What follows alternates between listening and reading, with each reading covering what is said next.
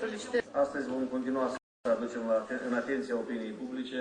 abuzurile și nelegiuirile comise de Vladimir Filat, ex-director al Departamentului Privatizării și Administrării Proprietății de Stat și ex-ministru de stat, care figurează în peste 15 hotărâri de Curții de Conturi ca persoană care se face vinovată de privatizări ilicite,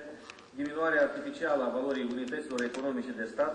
și care a cauzat prejudicii de ordinul milioanelor bugetului de stat. Anume, din acea perioadă a scurtei lui aflări în funcții cheie din structurile guvernamentale, îi se trag lui Vladimir Filat afacerile dubioase și veniturile fără muncă. Tocmai din aceste motive găsim necesar să repetăm că avem de-a face cu un gangster al tranziției, corupt și cinic, care încearcă să paravină în politică prin metode murdare. Voi prezenta în continuare informații din hotărârea Curții de Conturi numărul 83 din 4 octombrie 2001, privind rezultatele controlului asupra unor aspecte ale activității economico-financiare ale băncii comerciale Moldinkombank. Această bancă era succesor în drepturi a băncii republicane de stat Moldova Pромстройбанк și fusese înregistrată de Banca Națională a Moldovei la 15 noiembrie 1991 și reînregistrată la 17 iulie 1996. La 31 decembrie 2000, capitalul social al băncii a constituit 31.772.800 lei. Contrar prevederilor hotărârii Guvernului, numărul 763 din 13 noiembrie 1995 și cerințelor Curții de Conturi, hotărârea numărul 12 din 7 martie 1996, din vina lui Vladimir Filat, director general al Departamentului Privatizării și Administrării Proprietății de Stat, și din vina Moldinkombank, nu a fost inclusă în capitalul statutar al băncii proprietatea statului în valoare de 5.326.000 lei. Ca urmare a nerespectării actelor normative menționate mai sus, numai în anii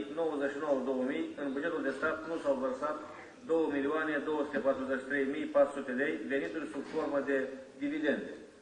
Patrimoniul statului, baza de odihnă Prietenia din orașul Sergeievka, Ucraina, nu a fost reevaluat de către Moldinkombank S.A., fapt ce contravine hotărârii Guvernului numărul 30 din 16 ianuarie 96. Acesta a fost transmis ulterior întreprinderii de stat Urban Proiect la prețul de bilanț de numai 417 lei. Spuneți, 417 lei, nu mii. Actul numărul 1990 03 din 24/98 aprobat de Departamentul Privatizării și Administrării Proprietății de Stat, director general Vladimir Filat. În evidența contabilă a Urban Proiect, prețul acestuia la 1 aprilie 2001 era reflectat în mărime doar de 1.528.700 lei față de 2.235.500 lei. Hotărârea Curții de Conturi numărul 118 din 27 decembrie 2002 privind rezultatele controlului eficienței administrării, de-etatizării și privatizării patrimoniului public în perioada anilor 98-2001 de către Departamentul Privatizării arată că pe parcursul anilor 98-2001 au fost privatizate prin concurs comercial 6 fabrici de vin din Federația Rusă. La unele din ele nu a fost respectată modalitatea stabilită de legislație privind obținerea planurilor de dezvoltare a unităților de la participanții la concursuri, și anume ESA Orlovski Vinzavod, ESA Tverskoi Vinzavod și ESA Vodkinski Vinzavod, de către Comisia de Desfășurare a Concursurilor Vladimir Filat și alții. Pierderile și veniturile ratate ale statului au fost cauzate de onorarea insuficientă a atribuțiilor funcționale de către conducerea departamentului, Vladimir Filat și alții, și a subdiviziunilor sale, nerespectarea legislației privind administrarea și privatizarea patrimoniului de stat, precum și de neexecutarea hotărârilor anterioare ale Curții de Conturi privind lichidarea neajunsurilor depistate. Curtea de Conturi a depistat încălcări grave ale legislației în activitatea de administrare, de-etatizare și privatizare a Departamentului Privatizării în perioada 98-2001, ceea ce a cauzat statului pierderi considerabile. Curtea de Conturi a propus Procuraturii Generale, în baza articolului 18 alineat 2 din legea cu privire la procuratură, examinarea respectării de către aceștia a legislației în vigoare în procesul de privatizare a patrimoniului statului în perioada anilor 98-2001 pentru luare de atitudine din partea Procuraturii. La 11 martie 2003, materialele controlului au fost trimise Procuraturii Generale, iar la 14 aprilie 2003, Procuratura Generală a informat Curtea de Conturi că deciziile de privatizare a patrimoniului, inclusiv adoptate în perioada de activitate a persoanelor responsabile susnumite, printre care și Vladimir Filat, se emit colegial, din care cauză devine imposibilă individualizarea părții de vină a fiecărui membru al Comisiei de Privatizare. adică nu este posibilă determinarea laturii subiective a componenței infracțiunii, fiind dificilă și abordarea problemei prin prisma legislației penale.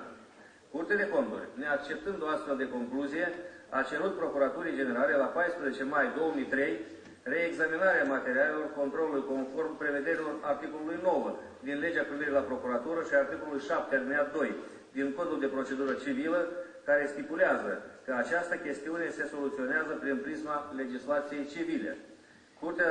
Cererea Curții de Conturi se află până în prezent în examinarea Procuraturii Generale. Într-o altă hotărâre a sa, din numărul 24 din 29 martie 2002, privind rezultatele privatizării proprietății de stat prin concurs investițional, Curtea de Conturi a constatat că administrația fostului Departament al Privatizării și Administrării Proprietății de Stat, Vladimir Filat și alții, a exercitat insuficient controlul asupra activității organelor de conducere ale întreprinderilor și societăților economice în care statul deținea pachetul acțiunilor de control. În această hotărâre se menționează că scopul principal al privatizării prin concursuri investiționale, parte componentă a programului de privatizare pentru anii 98-2001, care prevedea atragerea investitorilor strategici la privatizarea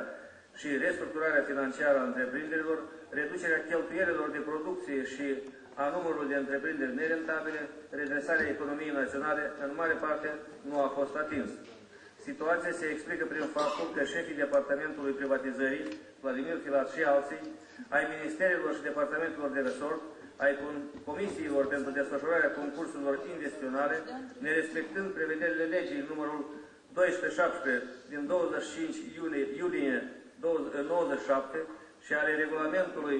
concursurilor investiționale și negocierilor directe, aprobat prin hotărârea Guvernului numărul 1056 din 12 noiembrie 97, au asigurat în mod insuficient și irresponsabil pregătirea și derularea procesului de privatizare a acțiunilor statului în unitățile economice supuse privatizării prin concursuri investiționale. Trebuie să amintim aici că Vladimir Filat a fost responsabil de privatizarea următoarelor societăți pe acțiune: Farmacul Chișinău, Neptun Nord, Agropetrol, Ciment, Ilmacom Metral, Piele, Moldagro-Tehnica, Protos, Ionel, Faprochin și altele. Fiecare dintre aceste cazuri conține urme evidente de combinații suspecte care arată în mod clar că Vladimir Filat a urmărit din funcțiile deținute la nivel guvernamental trucarea procesului de privatizare în scopul obținerii unor avantaje materiale considerabile.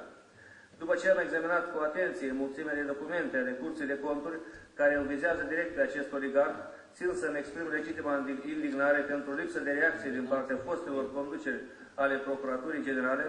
la multiplele materiale puse la dispoziție atât de Curtea de Conturi, cât și de Comisia Parlamentară de Anchetă, care a activat în anii 98-2001 și pe care am condus-o.